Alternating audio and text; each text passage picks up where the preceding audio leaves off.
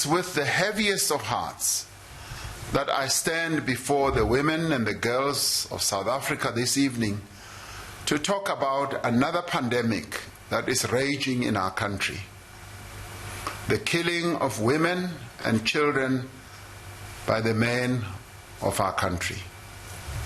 As a man, as a husband, and as a father to daughters, I am appalled at what is no less than a war that is being waged against the women and the children of our country.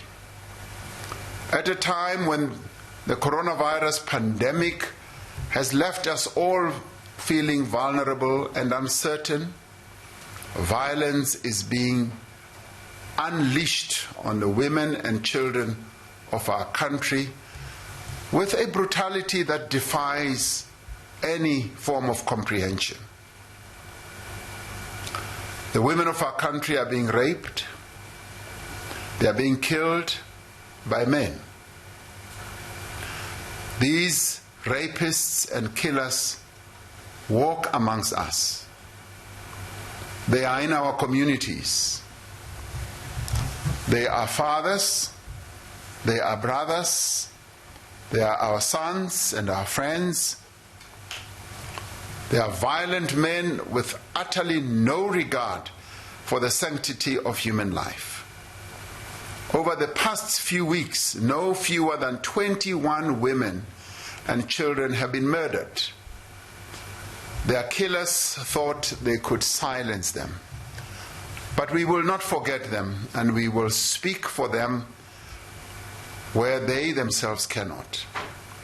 We will speak for Tshegofatso Pule, Naledi Pangindao, Nompumelelo Chaka, Nomfazi Gabada, Nwabisa Ngwadela, Alicia Korki, and Lindelwa Penny.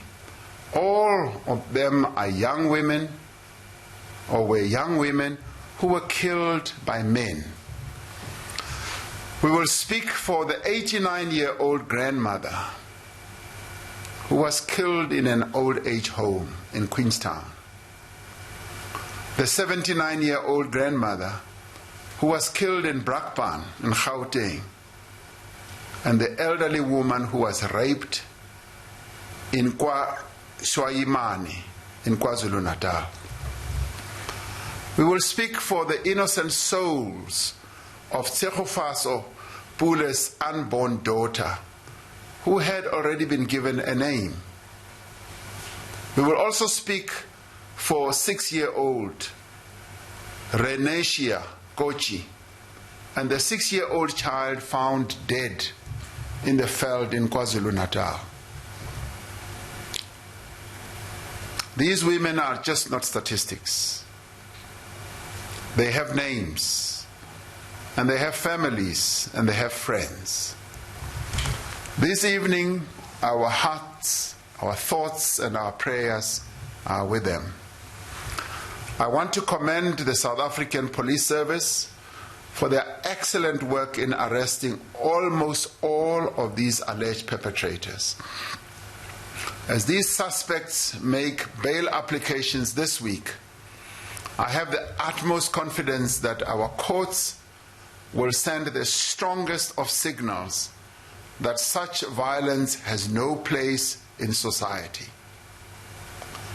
At a joint sitting of Parliament in September last year, I announced an emergency response plan to combat gender-based violence and femicide, and that 1.6 billion rand in government funding would be made available to support the implementation of the plan until the end of the financial year. We now have a national strategic plan to guide our country's national effort against gender-based violence. During the lockdown period, we have ensured that survivors of gender-based violence have access to support and services, including GBV hotline, shelters and centers providing support to victims of sexual violence. Since December last year, 10 government-owned buildings have been handed over to the Department of Social Development by the Department of Public Works and Infrastructure to be used as shelters, addressing one of the biggest challenges facing survivors who want to leave abusive relationships. Over the last 18 months, we've made demonstrable progress in broadening access to support for survivors. 13 regional courts have been upgraded into sexual offences courts.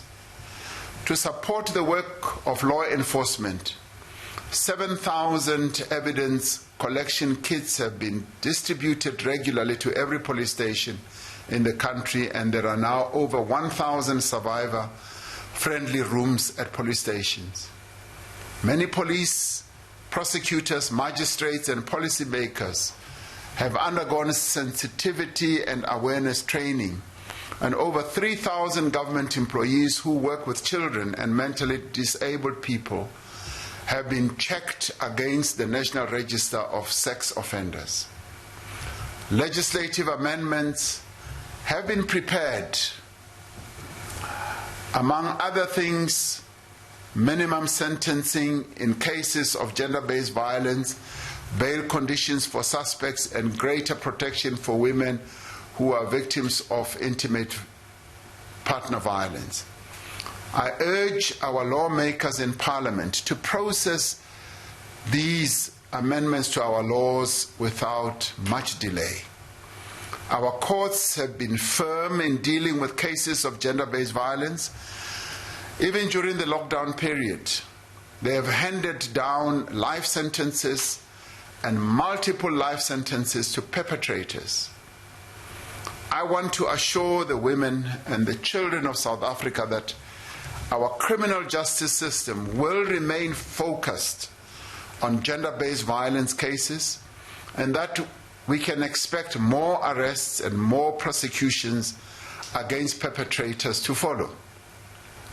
The perpetrators of violence against women and children must receive sentences that are fit for the horrific crimes that they commit. It is deeply disturbing that the spike in crimes against women and children has coincided with the easing of the coronavirus lockdown. According to the police, violent crime, especially murders and attempted murders, have increased since Alert Level 3 took effect on the 1st of June.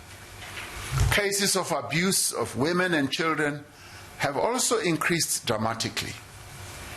We need to ask some very difficult questions of ourselves as a society. In particular, we need to examine the effect of alcohol abuse, not only on levels of violence, but also on road accidents and reckless behavior. Several international and domestic studies show clear linkages between alcohol abuse and gender-based violence.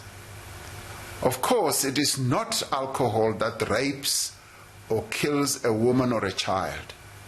Rather, it is the actions of the men of our country, violent men. But if alcohol intoxication is contributing to these crimes, then it must be addressed with urgency by all of us. We need to draw lessons from this lockdown and decide how we can protect our society from the abuse of alcohol. Certainly, we need to provide greater support to people with drinking problems, including through rehabilitation and treatment. We need to encourage responsible drinking, especially among young people. We need to be tough on liquor outlets that violate the terms of their licenses and who sell alcohol to those who are underage. But we will also need to look at further, more drastic measures to curb the abuse of alcohol.